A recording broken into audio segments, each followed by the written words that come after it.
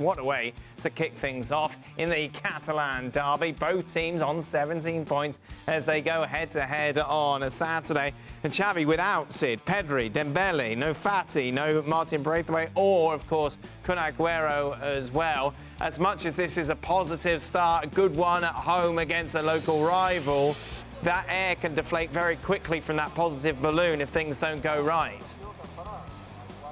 Yeah, it can. Absolutely, it can. Of course it can. And let me take you back to what we were talking about a minute ago.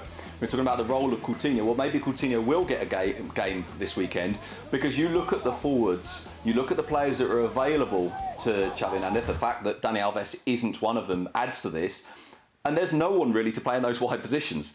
So Xavi's talked about wanting people to open the pitch out, wanting the wide positions to stay wide, wanting them to kind of really go and press high and attack the opposition. But then you look at the squad and you think, well, who's going to do that role? Who can play in that position this weekend?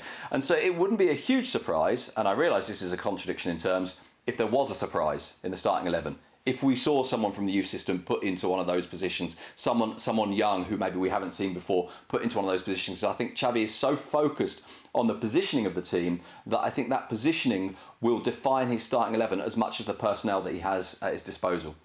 No surprises that when a new coach comes in and the old one leaves, some players have some, well, not so nice things to say about the old coach. Oscar Mingueza talking about Ronald Koeman, about how there was no plan, about how no one was on board, about how the individual trying to sort it all out away from the coaching staff. Xavi has come in and united the team. Well, look, this is, as you say, it's no surprise. It's a bit easy, isn't it? And a new coach comes in and players go, well, see, it was the old coach's fault. We're going to be much better now. I think it's a little bit simplistic. That said, I think some of what Mingueza said in terms of the analysis of the kind of, if you like, the structure, the way in which, or more to the point, the lack of the structure, the way in which players weren't necessarily not trying, but were trying to do things on their own. I think part of that is true.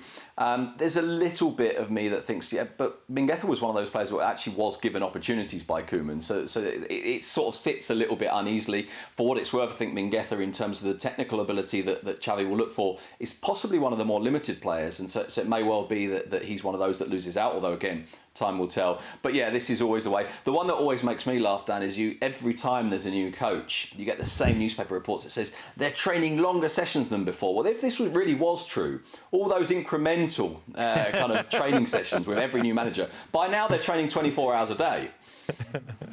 Where does he stand on ketchup, Sid? Is Xavi banned that? It's important. That is very important. That's another one, isn't it? Yeah. The Antonio Conte route. Sid Lowe, as always, thank you very much. So La Liga back this weekend after the international break. It all starts on Friday, Levante against Athletic Club. And then Saturday, of course, we mentioned the Catalan derby. Barcelona taking on Espanyol. Sunday, Real Madrid in action away against Granada. Well, thank you very much for watching ESPN on YouTube. For more sports highlights and analysis, be sure to download the ESPN app. And for live streaming, premium content, and let's not forget as well, ESPN FC 7 days a week. Subscribe to ESPN+.